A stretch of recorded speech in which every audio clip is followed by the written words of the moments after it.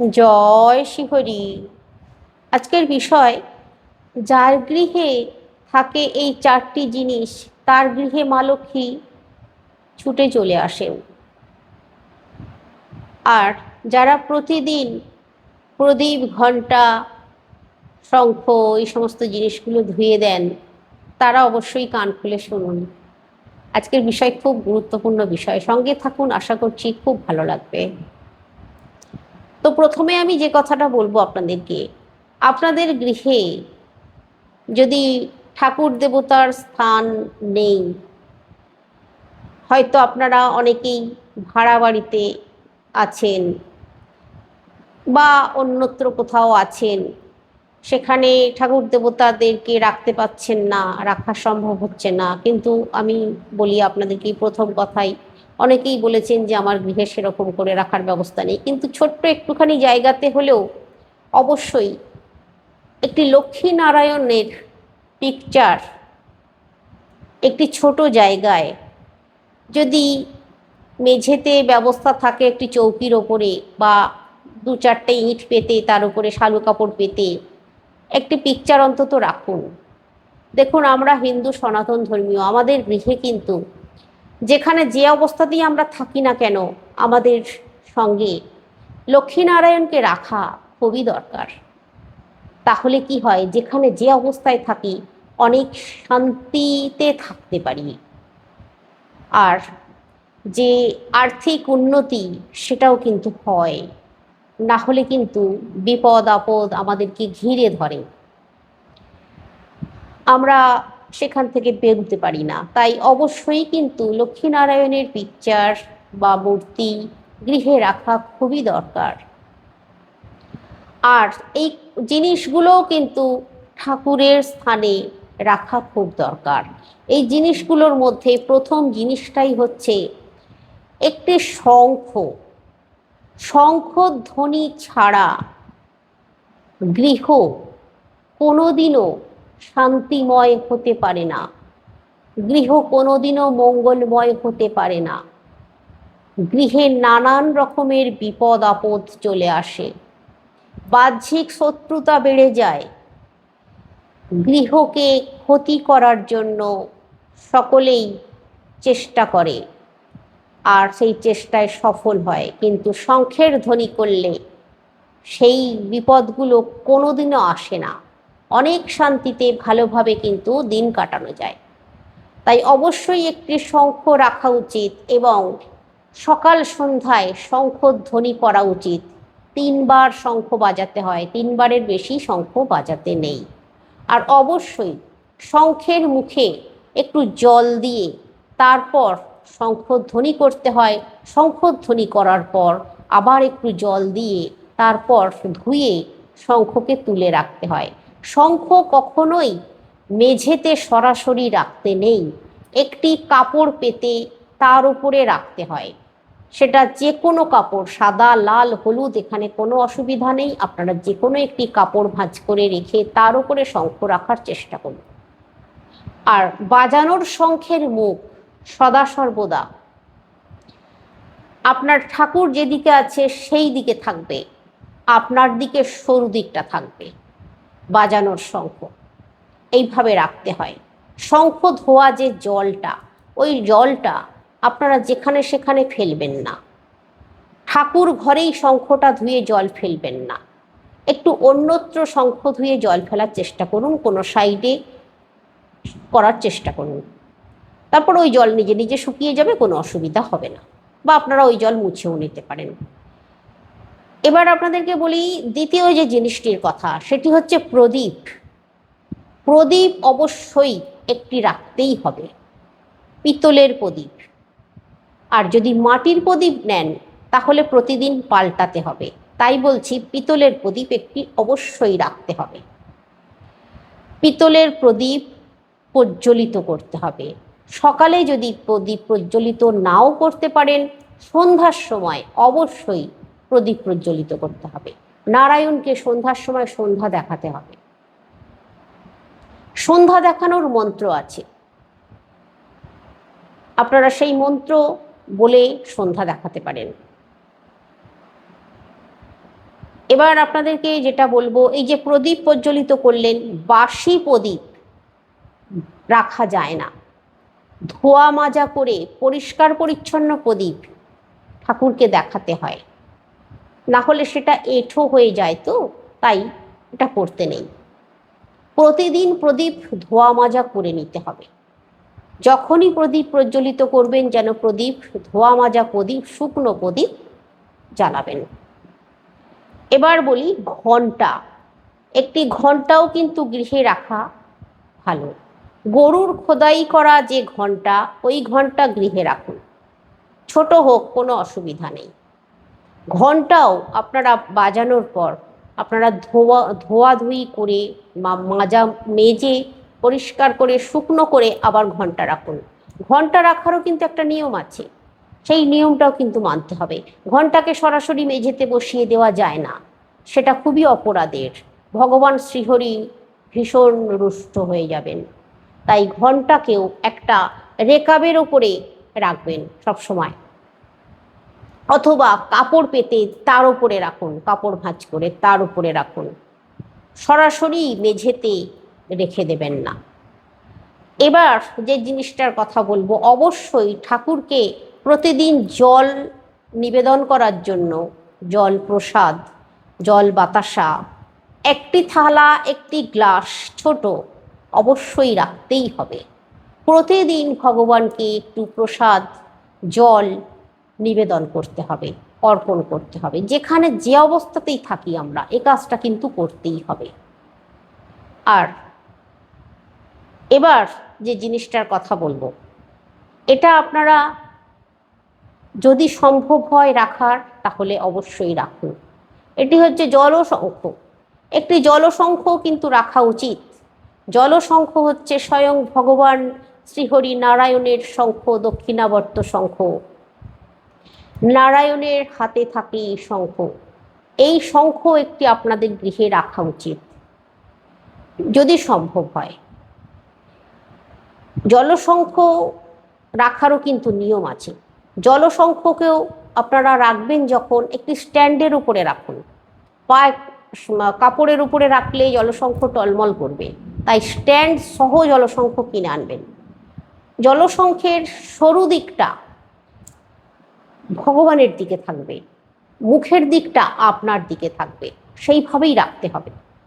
আর এই জলশঙ্খের জল প্রতিদিন পাল্টে দিতে হবে, প্রতিদিন জল ভরে দিতে হবে, অথবা প্রতিদিন যদি না সম্ভব হয় প্রতি বৃহস্পতিবারে জল ভরে দিতে পারেন, প্রতি পূর্ণিমায় আপনারা জল ভরে দিতে পারেন।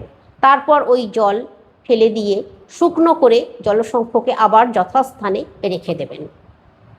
অবশ্যই কিন্তু শঙ্খের সরু দিকটা মানে ভগবানের দিকে রাখতেই হবে, তা না হলে কিন্তু বিপরীত ক্রিয়া এসে যায়। এই জিনিসগুলো, এই নিয়মগুলো আমাদের প্রত্যেকেরই কিন্তু মেনে চলা খুব শুভ গৃহের জন্য। আমরা যেখানেই থাকি না কেন, আমাদের সাথে থাকেন ভগবান নারায়ণ। তাই এবার যেটা বলবো, গৃহে যেখানেই আপনারা থাকুন, কখনোই মানে এই ঠাকুর দেবতাদেরকে রেখে দিয়ে, জল বিনা রেখে দিয়ে গৃহের বাইরে চলে যান, এটা কখনো করা উচিত নয়। আপনারা যেখানেই যাবেন সঙ্গে করে নিয়ে যাবেন, তাহলে কোনো অসুবিধা নেই।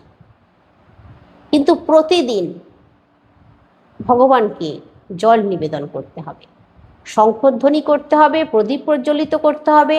ঘণ্টা বাজাতেও পারেন, নাও পারেন, কিছু এসে যায় না, কিন্তু বিশেষ বিশেষ দিনে ঘণ্টা অবশ্যই বাজাতে হয়। যেমন ধরুন পূর্ণিমার দিন অবশ্যই ঘণ্টা বাজাতে হয়। বাজিয়ে যদি নারায়ণকে ডাকা যায়, নারায়ণ সাড়া দেন। এবার আপনাদেরকে যেটা বলবো, এটা হচ্ছে এই যে আপনাদের গৃহে এই জিনিসগুলো রাখবেন, তার সঙ্গে এই বিষয়গুলো ভালো করে মাথায় রাখবেন।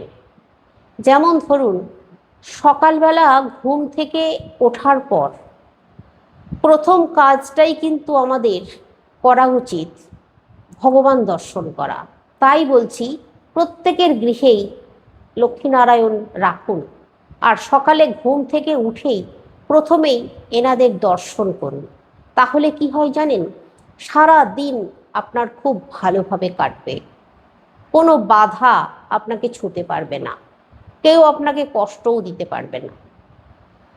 এবার দ্বিতীয় যে কাজটা, ভালো করে ফ্রেশ হয়ে হাত মুখ ধোয়ার পর একটু জল নিয়ে আপনার ঠাকুর ঘরের সামনে চৌকাঠে ছিটিয়ে দেবেন। আপনার যেখানে মুখ্য দরজা সেইখানে ছিটিয়ে দেবেন।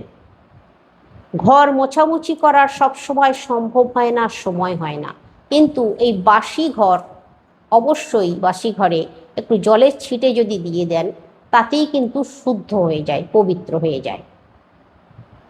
এই জলের ছিটে চৌকাঠে দিয়ে আপনারা যদি ব্যস্ত থাকেন যে আপনাদেরকে বেরোনোর তাড়া আছে, আপনাদেরকে বেরোতে হবে, আপনারা গোছামুছি না করেও ভগবানকে কিন্তু ভোগ নিবেদন করতে পারেন, মানে যেমন জল বাতাসা আপনারা নিবেদন করতে পারেন, পুজো করতে পারেন, কোনো অসুবিধা নেই। অনেকে অনেক কথা বলে, কিন্তু আমি বলি এই ব্যস্ততার যুগে, এই তাড়াহুড়োর যুগে প্রত্যেক মানুষকে কাজকর্ম করে খেতে হয়, প্রত্যেক মানুষকে কষ্ট করে রোজগার করতে বেরোতে হয়।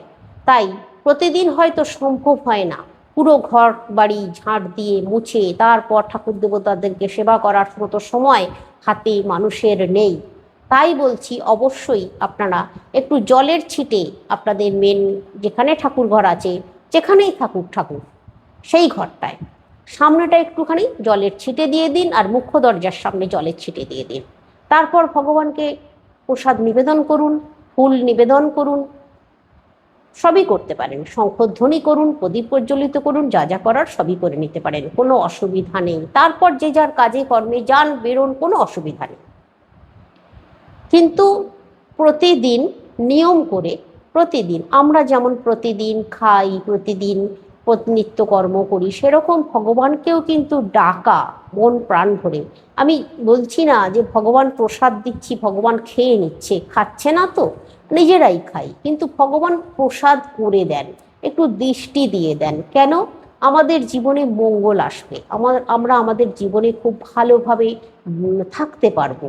ভগবান ওই যে প্রসাদ করে দিলেন, ভগবান দৃষ্টি দিয়ে দিলেন, ওই প্রসাদ একটু গ্রহণ করলে দেখবেন মনে অনেক শান্তি অনুভব করা যায়, অনেক বেশি আনন্দিত হওয়া যায়, মনটা অনেক প্রফুল্ল থাকে, ঝরঝরে থাকে। যে কাজে যাবেন দেখবেন সেই কাজে প্রচুর এনার্জি থাকবে, খুব ভালো লাগবে। তাই অবশ্যই এই কাজটা করা উচিত প্রতিদিন। আর নিষ্ঠার সঙ্গে ভক্তির সঙ্গে একবার একটু প্রণাম করা উচিত প্রত্যেকেরই। তো এবার আপনাদেরকে বলি, যেটা যদি শোবার ঘরে ঠাকুর রেখেছেন, তাহলে অবশ্যই যেখানটায় রেখেছেন একটা পর্দার ব্যবস্থা করে দেবেন। কারণ যেখানে যে ঘরে ঠাকুর থাকে সেই ঘরে জামা কাপড় ছাড়া হয়।